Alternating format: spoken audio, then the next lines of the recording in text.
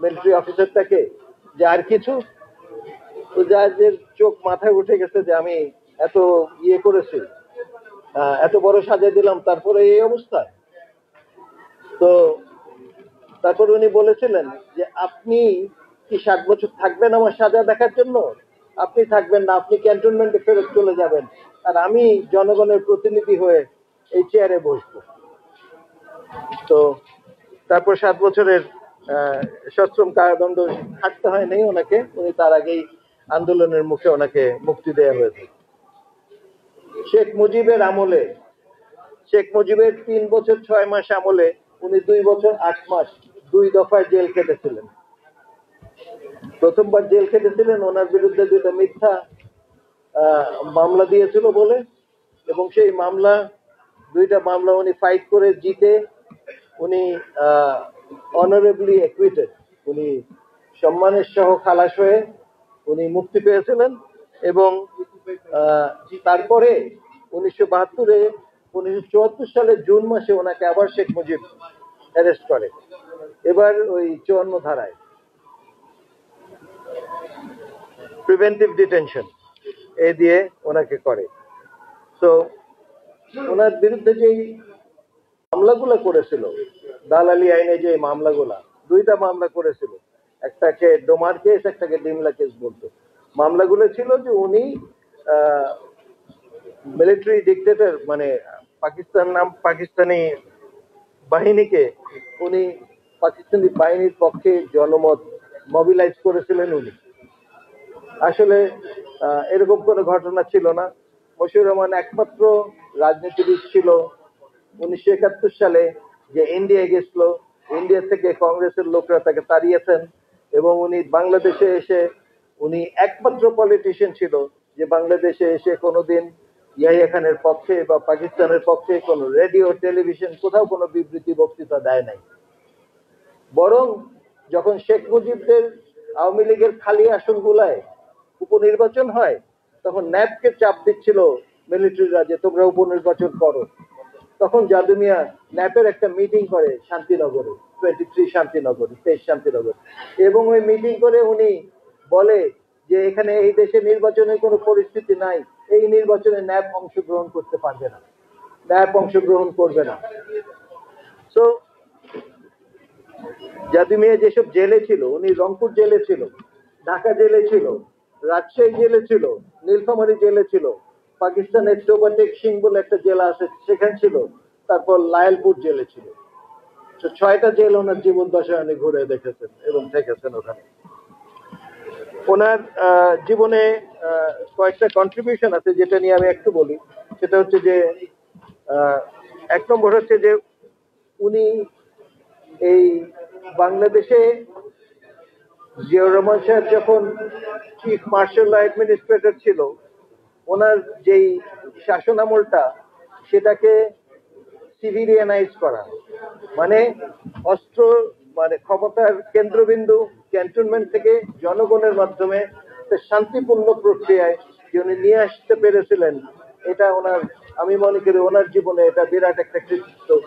উনি চেয়েছিলেন যে এরকম যাতে একটা এক্সাম্পল থেকে যায়, যেখানে সেই আমলে অনেক সামরিক শাসন হতো, সেই শাসনগুলা যাতে শান্তিপূর্ণভাবে জনগণের ক্ষমতা জনগণের হাতে চলে আসে এবং ক্যান্টনমেন্টে আর্মিরা ফেরত চলে যায়।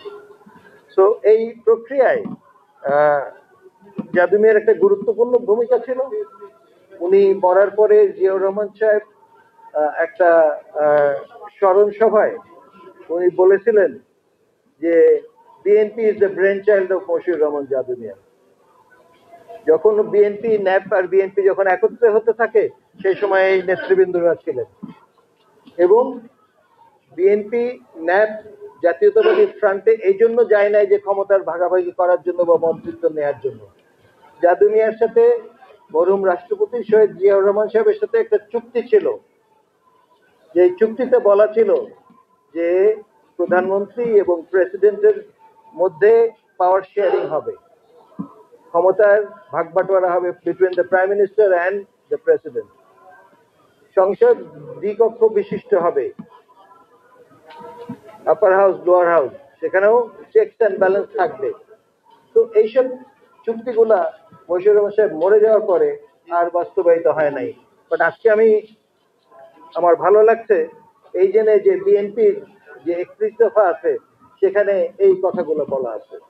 সেই কথাগুলো যদি তখন করতাম আমরা বিএনপির এর আগের আমলে, জিয়াউর রহমান সাহেব থাকার আমলে, জাদু মিয়া বেঁচে থাকার সময়, তাহলে আজকে শেখ হাসিনার মতো স্বৈরাচারের কোনো স্থান হতো না বাংলাদেশে। কারণ ওই চেকস অ্যান্ড ব্যালেন্স গুলো আমাদের দেশে নাই, সেজন্য এই অবস্থা। তারপর জাদু মিয়া যখন সিনিয়র মন্ত্রী হলেন, তখন রেলওয়ে মন্ত্রী একমাত্র মন্ত্রণালয় যেটা মানুষের ইমাজিনেশনে আসলো, মানুষের দৃষ্টি আকর্ষণ করলো। এই যে ইন্টারসিটি ট্রেন, কে উদ্বোধন করছিল জীবনে ফার্স্ট? বাংলাদেশের ইতিহাসে first intercity train, superfast intercity train হচ্ছে একতা এক্সপ্রেস, সমতা এক্সপ্রেস, শাহজালাল এক্সপ্রেস। এই তিনটে ট্রেনই জাদু মিয়া ইন্ট্রোডিউস করেছিল উনি যখন রেলওয়ে মন্ত্রী ছিলেন সেই আমলে। এখন তো ইন্টারসিটি অনেক ট্রেন হচ্ছে, বাট উনি একটা জিনিস চালু করেছিলেন যেটা এর আগে ছিল না, এখনো কন্টিনিউ করছে। সো আর আরেকটা ইম্পর্টেন্ট জিনিস আজকে আমার খুব মনে পড়ে, সেটা হচ্ছে যে ওনার বাংলাদেশের স্বাধীনতা, সার্বভৌমত্ব ডিফেন্ড করার যে ওনার স্পৃহা ছিল, ওনার যে কারেজ ছিল, সেটা মনে পড়ে। বাংলাদেশের সাথে ইন্ডিয়ার 54টা নদী আছে এবং তার মধ্যে বোধহয় 52টা নদীতে ওরা উপরে বাদ দিয়ে রেখেছে যাতে আমরা পানি না পাই। পাকিস্তান আমলে পাকিস্তানের সাথে ইন্ডিয়ার যেসব নদী ছিল, কমন রিভার ছিল, সেসব কিন্তু ইন্ডিয়ার সাথে চুক্তি করে ইন্ডিয়ার সাথে কোনো সমস্যা নাই। কিন্তু পূর্ব পাকিস্তানের সাথে যেসব ছিল সেসব নিয়ে অনেক ঝামেলা আছে, প্রত্যেকটা নিয়ে ঝামেলা আছে। তাই তখন বলা হয়েছিল যে ফারাক্কা মার্চ করা হচ্ছে 1976-এ। ফারাক্কা মিছিলের চিফ অর্গানাইজার ছিলেন মশিউর রহমান জাদু মিয়া, মৌলানা ভাসানী, এবং এনারাও সবাই ছিলেন এই নেতৃবৃন্দরা ওই ফারাক্কা মিছিলে। বলা হয়েছিল যে ঘুরিয়ে দাও ফারাক্কাবাদ। আসলে তো ঘুরিয়ে দেওয়া সম্ভব ছিল না, বাট ফারাক্কা মিছিল একটা পাবলিক ওপিনিয়ন ক্রিয়েট করা, দেশে এবং বিদেশে জনমত যাচাই করা যে নিচের লোয়ার রাইপেরিয়ান যাদের নিচের দিকে, যাদের নদীর দিকে যাদের বাস করে, তারা তাদের পানি পাওয়ার পূর্ণ অধিকার আছে। এই অধিকারটাই ফোকাস করার জন্য ফারাক্কা মিছিল করা হয়েছিল। ফারাক্কা মিছিল করতে যে অরিজিনালি হওয়ার কথা ছিল মনাকষায়, যেটা ফারাক্কা বাঁধ থেকে কয়েক কিলোমিটার দূরে। কিন্তু ইন্ডিয়া এত আর্মি ডিপ্লয় করে দিল যে চাঁপাইনবাবগঞ্জ থেকে রাত্রে প্ল্যান চেঞ্জ হয়ে মনাকষায় না যেয়ে সেই মিছিলটা কানসাটে শেষ হলো, কানসাট পাবলিক স্কুলে মিটিং করে। তখন মৌলানা সাহেব কানসাটে মিটিং করে ছেড়ে দিল। ইন্ডিয়ান আর্মিদের কাঁপন শুরু হয়ে গেছিল। বাট তখন জিয়াউর রহমানের সাথে জাতীয়তাবাদী ফ্রন্টও ছিল না, কোনো কিছু ছিল না। বাট তখনকার সামরিক সরকার এই ফারাক্কা মিছিলে অনেক সহায়তা করেছিল। আমি অনেক কথা বলে ফেললাম, সরি যে আমাদের নেতৃবৃন্দ এখানে আছে। আপনাদের সকলকে ধন্যবাদ।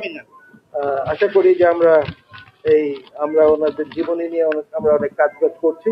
আশা করি এটা আমরা প্রকাশ করতে পারবো এক সময়। আর আগামী ঈদের পরে আমরা ওনার একটা ফটো এক্সিবিশন করবো এই অডিটোরিয়ামটাতে। তো আপনারা সবাই আমন্ত্রিত থাকলেন, একটু খবর রেখেন, আমরাও জানাতে চেষ্টা করবো আপনাদের। ধন্যবাদ। আসসালামু আলাইকুম। ধন্যবাদ মশিউর রহমান জাদু মিয়ার সুযোগ্য পুত্র ডক্টর তারিকুল গনি সাহেবকে। কারণ উনি আমাদের এই সুদীর্ঘ ইতিহাস, বাংলাদেশের গণতন্ত্র, বাংলাদেশের স্বাধীনতা আন্দোলন সহ এই মহাপুরুষের জীবনে উল্লেখযোগ্য এবং অজানা তথ্য তুলে ধরার জন্য এই পর্যায়ে বক্তব্য রাখবেন বিএনপির অন্যতম ভাইস চেয়ারম্যান, আমাদের সকলে প্রিয় জনপ্রিয় জননেতা জনাব শামসুজ্জামান দুদু এখন বক্তব্য রাখবেন। জনাব শামসুজ্জামান দুদু ভাই, আসসালামু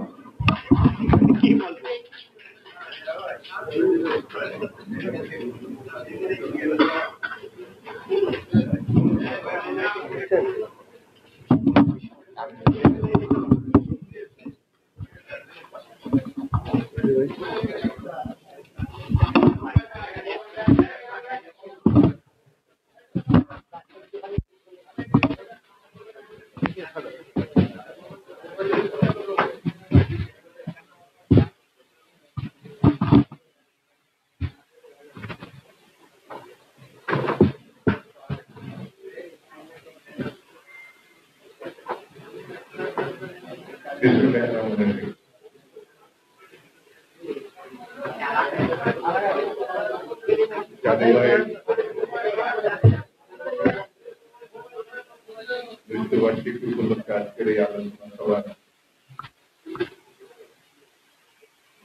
সম্মানিত সভাপতি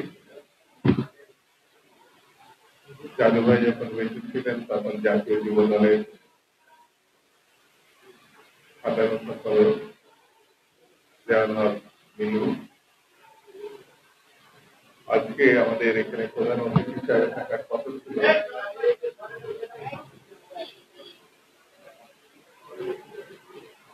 মির্জা ফখরুল আলমগীর বিএনপি মহাসচিবের তিনি অসুস্থতা কারণে আসতে পারেননি।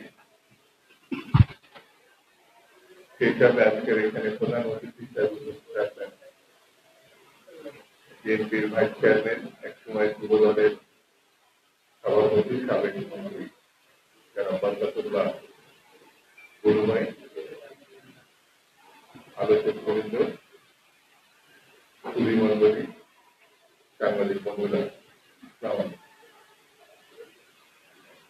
আমি নিজেও খুব সুস্থ না, শুধুমাত্র জাদু ভাইয়ের মৃত্যুবার্ষিকী বছরে একবার হয়। উনি যখন ন্যাপের সাধারণ সম্পাদক, পরবর্তীতে সিনিয়র মন্ত্রী, বিএনপির প্রতিষ্ঠাতাদের একজন, তখন আমরা ছাত্র কর্মী। আমাদের বড় অর্জন হচ্ছে তার সান্নিধ্য।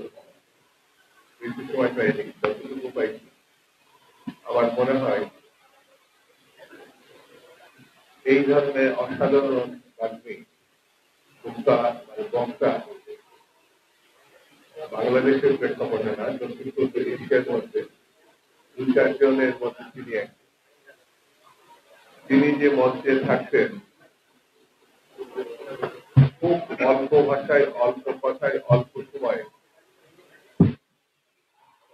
মানুষকে মূল মেসেজটা তিনি দিতে পারতেন। মশিউর রহমানের জাদু ভাইয়ের সমগ্র জীবনটা একেবারে প্রান্তিক পর্যায়ের থেকে শেষ জীবন পর্যন্ত ঘটনার একেবারে আলাদা। দুর্ভাগ্য বিষয় এই, এত বড় ইতিহাসখ্যাত একজন মানুষ, তার সম্বন্ধে যে লেখাজোখা থাকার কথা, জানা বোঝার জন্য মানুষকে ইতিহাসের পাদপীঠে, তার সহকর্মীরা যেমন এই বিষয়টি গুরুত্বপূর্ণভাবে গুরুত্বের সঙ্গে দেখেনি বলে আমার মনে হয়, ঠিক তেমনি তার পরিবারের পক্ষ থেকেও খুব বেশি উদ্যোগ নেওয়া হয়েছে তার মনে হয়। এটা আমার ব্যক্তিগত পর্যবেক্ষণ। তবে তাকে অবহেলা করার অর্থ হচ্ছে গণতান্ত্রিক আন্দোলনকে অবহেলা করা, গণতান্ত্রিক রাজনীতিকে অবহেলা করা, স্বাধীনতাকে অবহেলা করা। কারণ তিনি আজন্ম মৃত্যু অবধি মানুষের অধিকার নিয়ে, দেশের সার্বভৌমত্ব নিয়ে, স্বাধীনতা নিয়ে, সৃজনশীলতা নিয়ে তিনি কাজ করেন। এটা আমার কাছে মনে হয়েছে। তিনি বিএনপিতে যোগ দিন, তিনি বিএনপির প্রতিষ্ঠায় সব থেকে রাজনৈতিক বড় ভূমিকাটা তিনি নিয়েছিলেন, শহীদ জিয়া রহমানের নেতৃত্বকে মেনে নিয়ে। সেই সময় রাজনৈতিক সংগঠনের সব থেকে বড় সংগঠন ছিল আসামি রাজনীতি। তার বাইরে ইউনাইটেড পিপুলস পার্টি অথবা ইউনাইটেড পিপুলস পরে বেরিয়ে যায় মৌলানা মতিনের লেবার পার্টি অথবা আজকের মুসলিম লীগ এত বড় সংগঠন ছিল না। জাতীয় গণতান্ত্রিক পার্টি, জাতীয়তাবাদী গণতান্ত্রিক দল, যেটি বিচারপতি সাত্তার সাহেবের নেতৃত্বে ছিল, অনেকে দাবি করে এটি শহীদ জিয়া রহমানের প্রধান উদ্যোগ। আমার কাছে তা মনে হয় না, কারণ ওই সংগঠনে তিনি শহীদ জিয়া রহমান সদস্য ছিলেন না, তার ইশারাত হয় শুধু ভাইস প্রেসিডেন্ট হিসাবে সাত্তার সাহেব ওখানে গিয়েছিলেন। চারটি দলের সমন্বয়ে জাতীয়তাবাদী ফ্রন্টটি পরবর্তীতে 5টা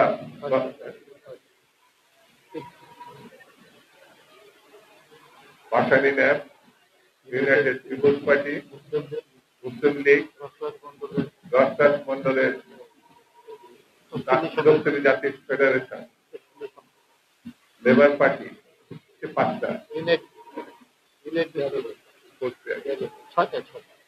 জাগত 6টি দল সমন্বয়ে ফ্রন্ট পেয়েছিল, জাতীয়তাবাদী ফ্রন্ট। সেটা প্রেসিডেন্ট প্রার্থী ছিলেন শহীদ জিয়া রহমান। 79 সালে এর নেতৃত্বে, ফ্রন্টের নেতৃত্বে পার্টি রূপান্তরিত হয়, পার্টি, এবং যেটি বাংলাদেশ জাতীয়তাবাদী দল। একটি দাদুভাইয়ের সমগ্র জীবনটাই বর্ণাঢ্য এই কারণে, তিনি শেষ জীবনে যে পদ অলংকার করেছিলেন সেটি সিনিয়র মন্ত্রী, প্রধানমন্ত্রী পদমর্যাদায়। মৃত্যু হয়েছে প্রধানমন্ত্রী পদমর্যাদায় সিনিয়র মন্ত্রী হিসাবে। যদি তিনি বেঁচে থাকতেন তাহলে বাংলাদেশের রাজনীতি হয়তো অন্যরকম একটা ইতিহাস হতে পারত। বন্ধুরা, আমি বেশি সময় দিব না, শুধু এতটুকু বলি যে আমাদের রাজনীতি, বিএনপির রাজনীতি, বাংলাদেশি জাতীয়তাবাদের রাজনীতি, শহীদ জিয়া রহমানের রাজনীতি যদি আমাদের ধারণ করতে হয় তাহলে বাংলাদেশ এবং এই ধারণ করতে গেলে পরে এই রাজনীতির যারা রূপ প্রকল্পের উদ্যোক্তা তাদেরকে আমাদের স্মরণ করতে হবে। যদি স্মরণ করতে পারি, তার ভিতরে মশিউর রহমান জাদু, শাহ আজিজুর রহমান, অন্যান্য জাতীয় নেতৃবৃন্দ, আব্দুল সত্তার আর শহীদ জিয়া ছিলেন তাদের বয়সের সবার থেকে কম, কিন্তু তিনি ছিলেন তাদের নেতা। এই কারণে বলি, পল্টনে এক জনসভায় শহীদ জিয়া রহমানের এই ফ্রন্ট গঠনের পর প্রেসিডেন্ট প্রার্থী আমার দাদু ভাইয়ের একটা বক্তব্য এখনো মনে আছে, এবং পরের দিন দৈনিক বাংলাতে দেখেছিলাম। শহীদ জিয়া রহমানকে উদ্দেশ্য করে তিনি বলছিলেন, আপনাকে ভাই বলবো, বন্ধু বলবো, নাকি সহকর্মী বলবো এটা জানি না, না নেতা বলবো এটা জানি না, তবে আপনাকেই আগামী দিনে বাংলাদেশ পরিচালনার দায়িত্ব নিলেন। এটা মশিউর রহমান জাদুঘর সেই সময়। এবং আমার কাছে মনে হয়েছিল এই ভিতরে ছিল কূটনীতি, এই ভিতরে ছিল জাতীয় রাজনীতির বৈশিষ্ট্য, এই ভিতরে ছিল তাৎপর্যপূর্ণ ইঙ্গিত। সবগুলো এই ঘটনায় কয়েকটি শব্দের মধ্যে তিনি বেষ্টিত করেছিলেন। বন্ধুরা, মশিউর রহমান জাদু মিয়া আমার কাছে মনে হয়েছে তিনি আমাদের মধ্যে না থাকলেও তিনি যা দিয়ে গেছেন বাংলাদেশের জন্য, জাতির জন্য, জনগণের জন্য, দেশের জন্য, এই অপরন্ত পাওয়া শহীদ জিয়া রহমান আমার মনে হয় এই ব্যক্তির কারণেই বাংলাদেশকে আরো বেশি সামনের দিকে নিয়ে যেতে পেরেছে। আজকে মশিউর রহমান জাদু ভাইও নয়, শহীদ জিয়া রহমান নয়, কিন্তু তাদের প্রদত্ত যে রাজনীতি, সেই রাজনীতিকে আমাদের ধারণ করতে হবে। এই ধারণ করতে পারলে ফ্যাসিবাদকে আমরা রুখতে পারব। আমরা বিদেশি শক্তিকে, আকর্ষণ থেকে বাংলাদেশকে রক্ষা করতে হবে। আমরা সেই দিকে সবাই ঐক্যবদ্ধ হব। এবং আমি আজকের দিনে দাদু ভাইকে স্মরণ করছি এবং তার বিজয়ের আস্থার ধন্যবাদ। বাংলাদেশ জিন্দাবাদ। ধন্যবাদ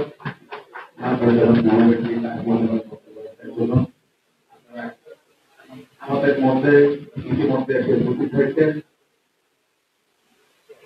বিএনপি চেয়ারপারসনের অন্যতম উপদেষ্টা, ঢাকা মহানগরের সাবেক সভাপতি, সাবেক এক্সিকিউটিভ, জনপ্রিয় জননেতা জনাব বীর মুক্তিযোদ্ধা আব্দুল সালাম, বীর মুক্তিযোদ্ধা আব্দুল সালাম।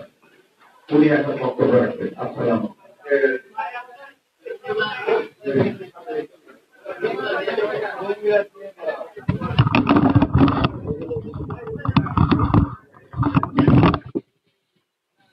আজকের এই সভার সদ্য সভাপতি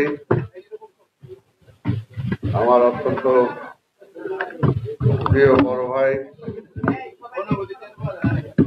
বিলু হক, উপস্থিত আছেন আজকে বিএনপির অন্যতম ভাইস চেয়ারম্যান, সাবেক মন্ত্রী, সাবেক এমপি, জননেতা জনাব বরকতুল্লাহ বুলু। এইমাত্র আমরা যার বক্তব্য শুনলাম, এক সময়ের প্রখ্যাত ছাত্র নেতা, বিএনপির অন্যতম ভাইস চেয়ারম্যান, সাবেক সংসদ সদস্য জনাব শামসুজ্জামান দুদু সহ অন্যান্য নেতৃবৃন্দ, সমবেত ভাই ও বোনেরা, আসসালামু আলাইকুম। আসলে এখন আর বক্তব্য দেওয়ার সুযোগ নাই। আমি শুধু আমার হৃদয়ে অন্তঃস্থল থেকে আমি শ্রদ্ধা জানাই জননেতা জনাব মশিউর রহমান জাদু মিয়াকে। বাংলাদেশের গণতন্ত্র প্রতিষ্ঠায় যে কয়জন ব্যক্তি উল্লেখযোগ্য ভূমিকা রেখেছেন তার মধ্যে অন্যতম হল মশিউর রহমান জাদু মিয়া। আজকে এই দেশে যখন আবার গণতন্ত্র হারায়, ঠিক এই মুহূর্তে এই ধরনের ব্যক্তিগুলোর কথা সব সময় মনে হয়, তাদের অভাব। এবং স্বাভাবিকভাবে যেটা আপনারা এইমাত্র জনাব শামসুজ্জামান দুদুর মুখ থেকে শুনলেন, আমি তার রেশ ধরেই বলবো যে শহীদ রাষ্ট্রপতি জিয়া রহমান এই দেশের মুক্তিযুদ্ধের ঘোষণা দিয়েছেন। যুদ্ধ পরবর্তী সময় যখন আওয়ামী লীগ ক্ষমতায় এসে ব্যর্থ হয়েছেন, এই দেশের জনগণ আবার সেই জিয়া রহমানকে যখন রাষ্ট্র ক্ষমতায় বসিয়েছেন, তখন রাষ্ট্র পরিচালনায় এবং গণতন্ত্র ফিরিয়ে আনার পেছনে, জিয়া রহমানের পেছনে যে কয়জন ব্যক্তি কাজ করেছেন তার মধ্যে অন্যতম মশিউর রহমান জাদু মিয়া। তাই আজকেও বলবো, সেই সুযোগ্য বাবার সুযোগ্য সন্তান, বিএনপির ভারপ্রাপ্ত চেয়ারম্যান জনাব তারেক রহমান আজকের এই দেশে আবার সেই গণতন্ত্র ফিরে আনার লড়াইয়ে নেতৃত্ব দিচ্ছেন। তার আশেপাশে যারা আছেন তাদেরকেও সেই যদি একই ভূমিকা মশিউর রহমান জাদু মিয়ার মতো ভূমিকা পালন করতে পারেন এবং তারেক রহমানকে তার নেতৃত্বে বলিষ্ঠভাবে সহযোগিতা করতে পারেন, তাহলে আমরা বিশ্বাস করি ৭৫-এর পরে যেমনি হারিয়ে যাওয়া গণতন্ত্র এই দেশ ফিরে পেয়েছিল এবং বটমলেস বাস্কেট থেকে বাস্কেট পরিপূর্ণ হয়েছিল, মানুষ না খেয়ে মারা যাওয়ার পর থেকে বেঁচে থাকার পর দেখেছিল, উন্নয়নের পর দেখেছিল। আজকেও কিন্তু মানুষ হাত দিয়ে বেড়াচ্ছে এদিক এবং সেদিক। তাই এই মুহূর্তে অবশ্যই আমি বলবো যে এই দেশটাকে বাঁচাতে হলে, দেশের মানুষকে বাঁচাতে হলে, এবং আমরা যারা রাজনীতি করি আমাদেরকেও যদি বেঁচে থাকতে হয় রাজনৈতিকভাবে, তাহলে বিএনপি ছাড়া কোনো বিকল্প নাই। আজকে ডান বলি, বাম বলি, মধ্যম বলি, সবাইকে যে রাজনীতি করার মতো যে দল আছে সেটা হলো বিএনপি। তাই এই দেশটাকে এই 52 বছর পরে স্বাধীনতার যাতে আর আমরা দিক না হারাই, সেই কারণেই আমরা সবাই যাতে ঐক্যবদ্ধ হই, এবং সেটা বিএনপি পারে একমাত্র।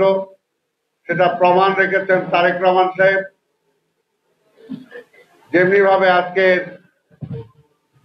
তারা জুলাই আগস্টের ঘোষণা দিতে চান যে তারা কি চেয়েছেন, কিন্তু তার আগেই কিন্তু তারেক রহমান সাহেব বলে দিয়েছিলেন, যখন সেই সময় বলেছিলেন যে আওয়ামী লীগ চলে যাবে, ফ্যাসিবাদ চলে যাবে, কি হবে। তারেক রহমান সাহেব কিন্তু সেই সময় বলেছিলেন যে আমরা অনেকে বলেছিলেন যে নির্বাচনের আগে জাতীয় সরকার না নির্বাচনের পরে জাতীয় সরকার।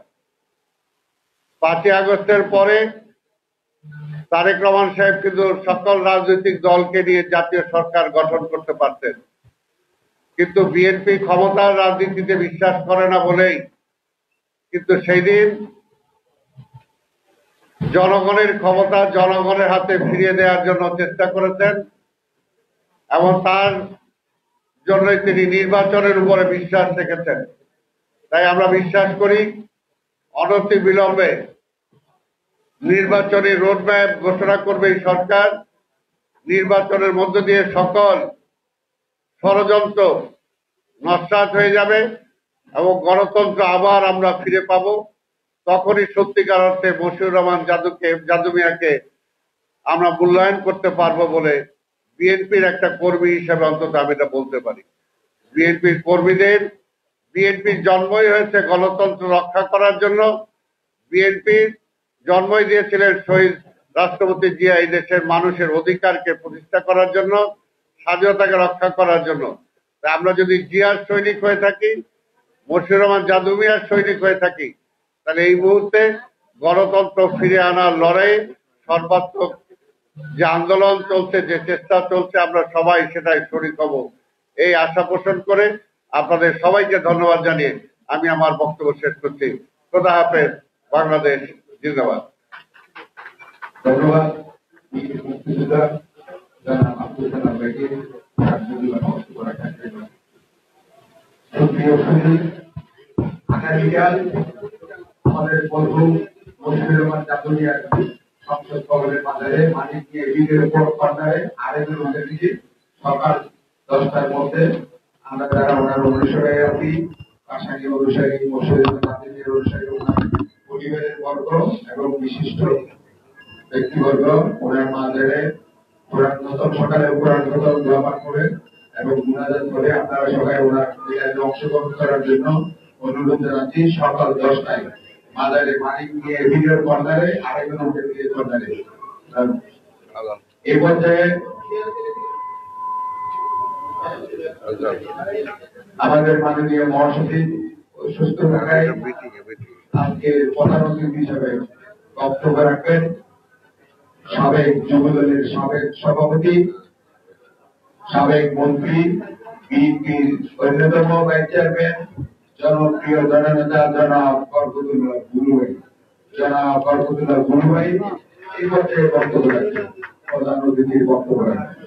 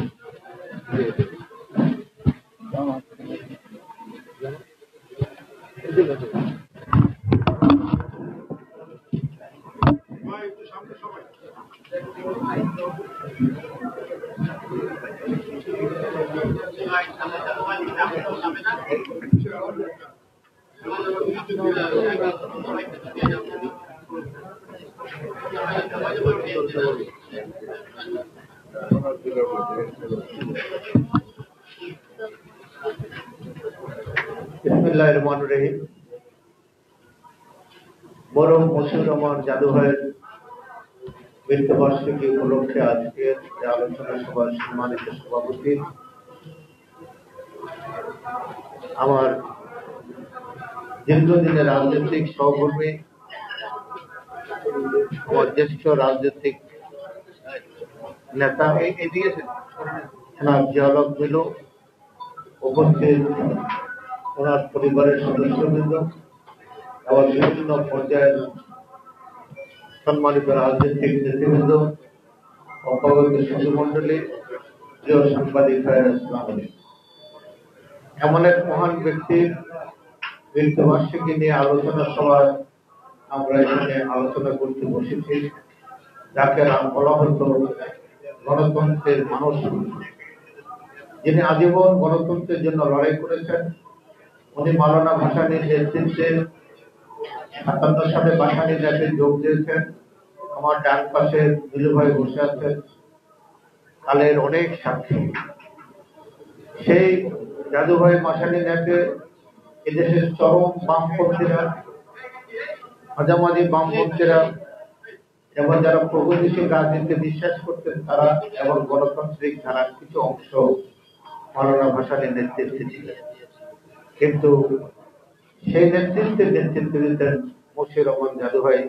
তিনি মাওলানা ভাসানীর অধীনে রাজনীতি করে গণতন্ত্রের জন্য লড়াই করতেন, গণতন্ত্রের কথা বলতেন এবং গণতন্ত্রে ওনার জীবনের শেষ কথা। উনি যখন ভাসানী ল্যাবের সেক্রেটারি জেনারেল থেকে একবার বিদায় হলেন, উনি গ্রামে চলে গেলেন। উনি বললেন, রাজনীতি করতে হলে, রাজনীতি যখন বিপদ আসবে, রাজনীতি যখন সংকট আসবে, তখন মানুষের কাছে যেতে হবে, প্রান্তিক মানুষের কাছে।